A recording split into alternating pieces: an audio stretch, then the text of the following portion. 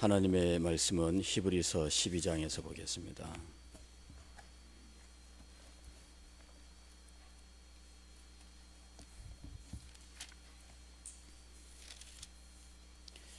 히브리서 12장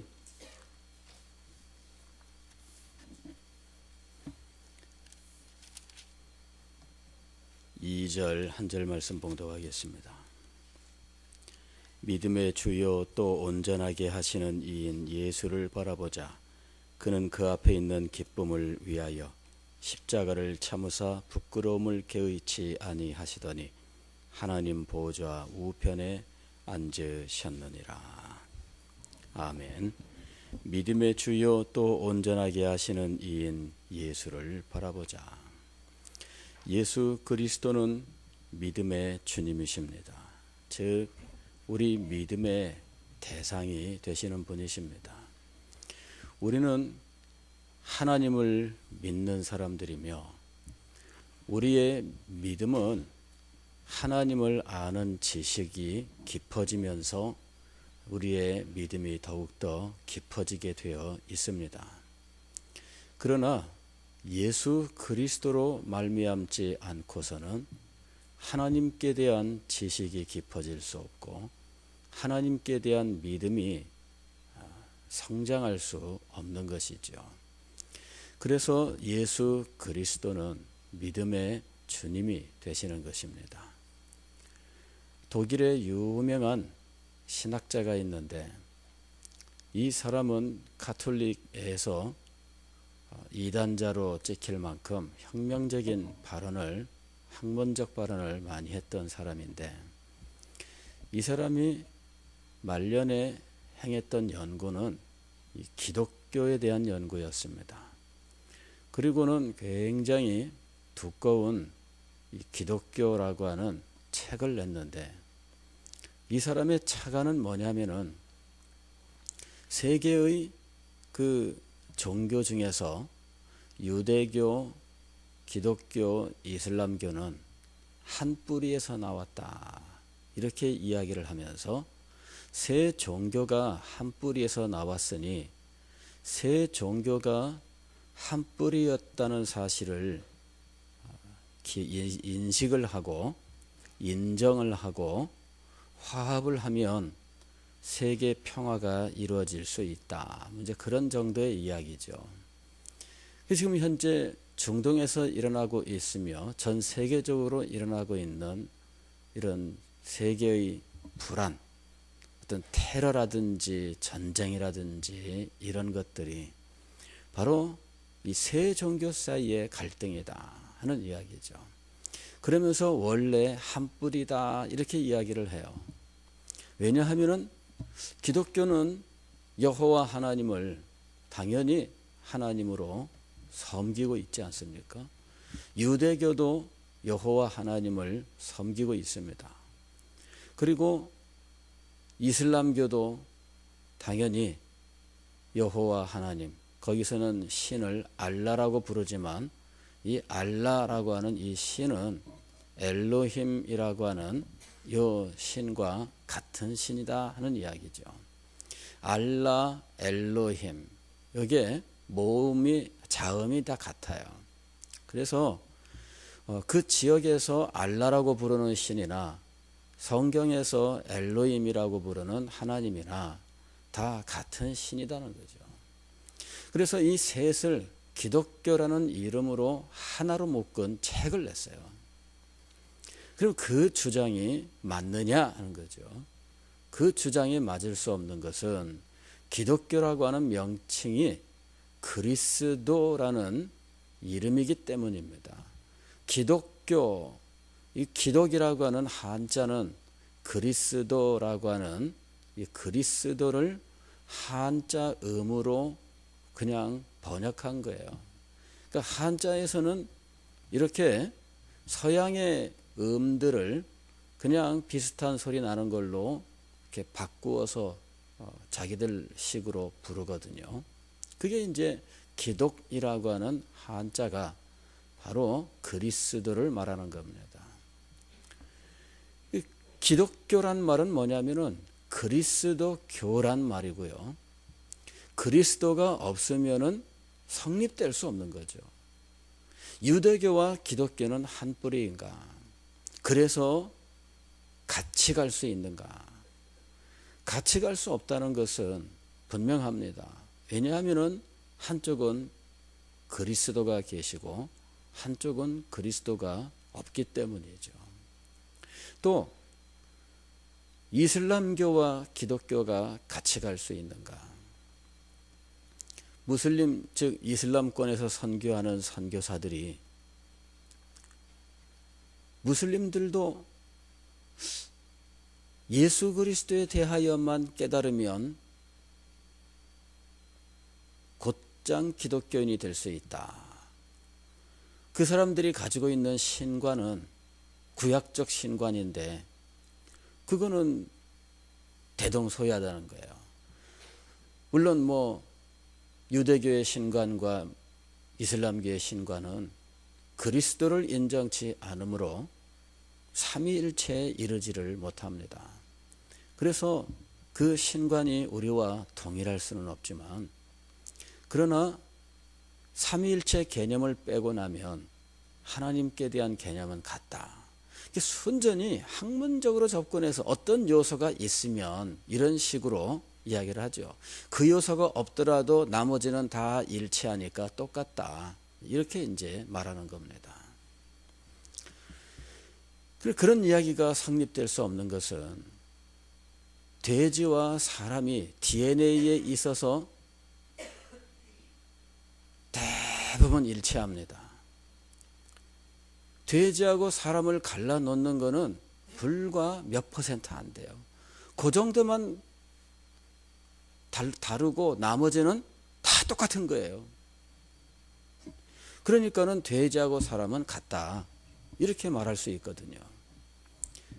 개하고 돼지를 놓고 사람하고 셋을 놓고 이 부분만 있으면은 다 똑같은 거야. 그래서 이 셋은 원래 하나야.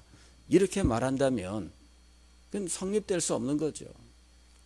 유대교와 이슬람교와 기독교가 그렇습니다. 그럼 그 차이를 만들어내는 것은 뭐냐 하는 거죠. 그 차이를 만들어내는 것은 그리스도입니다. 하나님과 인간 사이에 중보자가 되시는 분이 계시는가? 유대교에도 중보자가 없으며 이슬람교에도 중보자가 없습니다. 그분 아니면은 하나님께 이를 수 없는, 그리고 그분 아니면은 하나님의 모든 은혜와 축복이 사람에게 임할 수 없는 중보자는 기독교에 밖에 없어요. 그리고 이것이 결정적으로 다르게 하는 것입니다. 그리고 이것 때문에 결코 하나가 될 수가 없는 것입니다. 믿음의 주요 예수 그리스도는 우리 믿음의 주님이십니다. 예수 그리스도가 없다면 우리의 믿음은 성립될 수 없습니다. 예수 그리스도가 없다면 우리가 믿는 모든 것은 헛것이 되고 마는 것이죠. 예수 그리스도는 믿음의 주님이십니다. 그러나 우리는 거기서 더 나아가야 돼요. 예수 그리스도는 온전하게 하시는 분입니다. 즉 우리의 믿음을 온전하게 하시는 분입니다. 우리의 믿음은 단지 우리의 마음속에 우리의 결심이나 우리의 의지나 이런 것들로만 존재할 수가 있습니다. 우리의 믿음은 우리의 마음속에 하나의 지식으로만 머물 수가 있습니다. 그러나 오늘 말씀은 이렇게 하나 우리 마음속에 생각으로 혹은 지식으로 혹은 마음의 결심과 결단으로 머물러 있기 쉬운 우리의 믿음을 조금 더 어려운 말로 하면 단지 우리의 마음속에 관념으로만 존재할 수 있는 우리의 믿음을 온전하게 하시는 분이 바로 예수님이시다 하는 것입니다. 이것은 무엇을 말하느냐 하면 우리 믿음의 실천성을 말하는 것입니다. 지금 히브리서 기자가 성도들에게 권면하고 있는 것이 바로 실천성입니다. 1절 말씀을 보면 이러므로 우리에게 구름같이 둘러싼 허다한 증인들이 있으니 모든 무거운 것과 얽매이기 쉬운 죄를 벗어버리고 인내로서 우리 앞에 당한 경주를 하며 그랬습니다. 인내로서 우리 앞에 당한 경주를 하라. 즉 성도는 경주가 자기 앞에 지금 닥쳐온 경주자, 즉 선수라는 이야기죠. 이것은 피할 수가 없어요. 왜? 그 앞에 지금 다가온 것이거든요. 당면한 문제이거든요. 그래서 이 일을 위하여 참아라, 인내로써 라고 말을 합니다. 마음에 결심을 하고 이 일을 해야 돼요. 요새 그런 말이 있잖아요. 피할 수 없다면 즐겨라. 경주는 우리 그리스도인들에게 있어서 피할 수 없는 일입니다. 우리에게 당한, 피할 수 없이 우리에게 주어진 거예요. 나는 그만둘래, 경주는 하지 않을래. 그러면서 여기 보니까 증인들, 구름같이 둘러싼 허다한 증인들이 있으니 난 여기 증인할래. 그게 성립되지 않습니다. 왜냐하면 이 증인이 되는 자격은 경주를 끝낸 뒤에야 가능하거든요. 경주가 끝나지 않았는데 증인되는 법은 없습니다. 여기 경주를 끝낸 사람들로서 증인이 되는 사람들은 히브리서 11장에 있는 분들, 이미 모든 인생의 경주를 마치고 하나님 앞에 가 있는 사람들이에요. 나는 경주는 안 하고 증인이 되고 싶다. 응원자가 되고 싶다. 그러려면 여러분들은 그런 길이 하나 있기는 해요. 지금 죽는 길이 있죠, 사실은.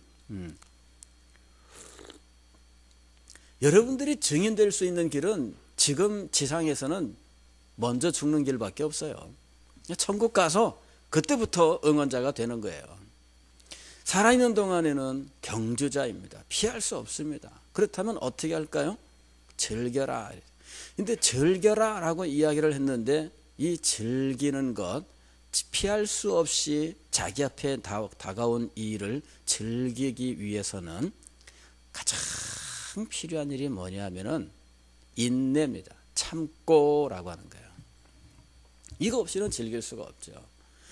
경주를 하기 위해서 그 준비 과정부터 진행 과정까지 그리고 마지막 결승점을 통과하기까지 그가 참아야 되는 일들, 그리고 그것을 참는 순간 그 당한 일들이 즐거움으로 변하기 시작해요. 놀라운 겁니다. 참아보면 압니다. 일단 한번 해보면 압니다.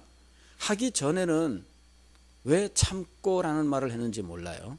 그리고 이 참는 것이 굉장히 힘들다고 생각하는데 그것이 어느 순간 기쁨과 즐거움이 되는지 참아보지 않으면 알 수 없습니다. 바로 이런 믿음의 실천성을 예수 그리스도께서 우리에게 모범으로 보여주셨습니다. 그분이 우리의 모범이 될 수 있는 이유는 참된 인간이셨기 때문입니다.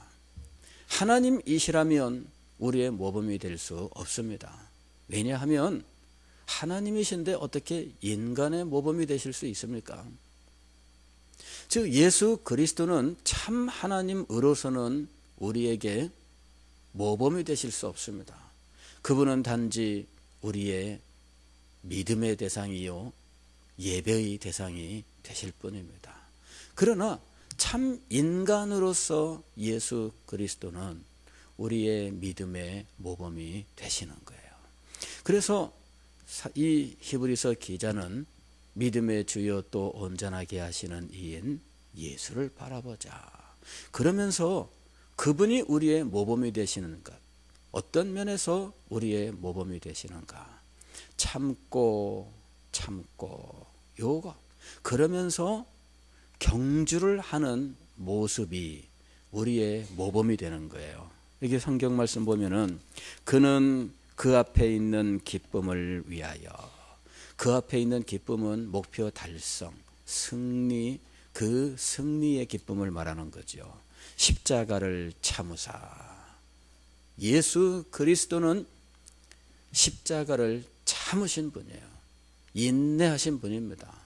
그 인내하심으로 말미암아 그분은 승리자가 되셨는데, 인내의 과정에 무슨 일이 있었느냐 하면 부끄러움이 있었어요. 그런데 그 부끄러움이 하나도 문제가 안 됐습니다. 왜냐하면 인내하셨기 때문이죠. 예수 그리스도를 바라보자. 오늘 우리는 피할 수 없는 경주자로서 이 세상을 살고 있습니다. 그럴 때 믿음의 주님이신 예수 그리스도, 그분이 또한 우리의 이 인내로서 해야 하는 이 믿음의 경주에 진정한 또 유일한 우리의 모범이 되신다는 사실을 기억하고, 예수 그리스도께서 어떻게 그 경주를 하셨는지를 이해하고 그 모범을 따라야 한다는 것입니다. 예수 그리스도는 그 앞에 목표가 있었습니다. 하나님께서 인류 구원을 위하신, 우리를 구원하시려는 거룩한 뜻을 가지고 이것을 역사 속에 실행해 나아가시는 경영을 행하셨는데, 이런 계획과 경영을 우리는 경륜이라고 부릅니다. 하나님의 경륜을 알고 그 일을 이루시는 것이 당신의 사명이신 줄을 아셨습니다. 그리고 당신이 이 일을 이루기 위해서 당신이 참아야 한다는 사실을 아셨습니다. 인간이 되시는 성육신을 참으셨고, 인간이 되셔서 율법에 복종하시는 일도 참으셨고, 인간들과 부대끼시며 사시는 일도 참으셨고, 그리고 마침내는 십자가를 참으셨습니다. 그리하여 마침내 하나님의 뜻을 이루고, 그 참고 참으신 끝에 그분은 하나님 우편 보좌에 앉으셨던 것이죠. 우리의 믿음도 마찬가지입니다. 우리 앞에 당한 일들을 참아야 됩니다. 우리는 하나님 앞에 예배의 삶에 있어서 갖가지 난관들이 있으며, 하나님 앞에 기도함에 있어서 우리 생활에 수없이 많은 일들이 있으며, 신실한 마음으로 하나님의 교회를 이루어감에도 수없이 많은 난관들이 있습니다. 그러나 그 앞에 있는 기쁨을 위하여 참으신 예수 그리스도를 바라보아야 하는 것입니다. 하나님 아버지, 저도 참겠습니다. 저도 인내하겠습니다. 앞에 있는 목표를 위하여. 기도하려면은 힘들잖아요. 새벽 기도, 여러분들이 참고 이겨야 할 일들이 얼마나 많습니까? 평생 동안 하나님의 교회 섬기는 일, 참고 이겨내야 되는 일들이 얼마나 많습니까? 이걸 참아야만 되는 것입니다.